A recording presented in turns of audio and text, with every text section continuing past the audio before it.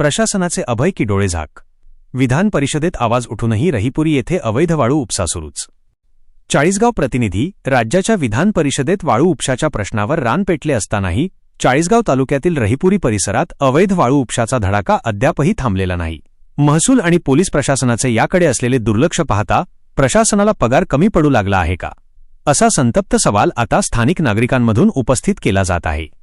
JCB आणि डंपरचा उघडमाज रहिपुरी शिवारात नदीपात्रातून रात्रीच्या अंधारातच नव्हे तर चक्क दिवसाढवळ्या जेसीबीच्या सहाय्याने वाळू उपसा केला जात आहे। दररोज डझनावारी डंपर भरून वाळूची अवैध वाहतूक केली जात असून यामुळे पर्यावरणाचे मोठे नुकसान होत आहे। नदीपात्रात ठिकठिकाणी मोठमोठे खड्डे पडले असून नैसर्गिक स्रोत धोक्यात आले आहेत। विधान परिषदेतील चर्चेला केराची टोपली।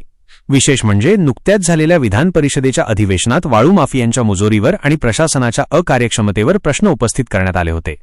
वरिष्ठ पातळीवर या प्रकरणाची दखल घेतली जात असल्याचे चित्र असताना स्थानिक पातळीवर मात्र वाळू उपसा करणारी यंत्रणा अधिक सक्रिय झाल्याचे पाहायला मिळत आहे।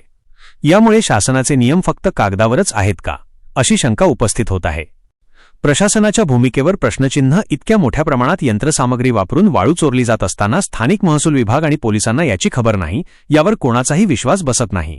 प्रशासनाचे या वाळू माफियांशी अर्थपूर्ण संबंध आहेत का, असा आरोप आता ग्रामस्थांकडून उघडपणे केला जात आहे। कारवाईच्या नावाखाली केवळ खानापुरती केली जात असल्याचा सूरही उमटत आहे। पुढील पाऊल काय?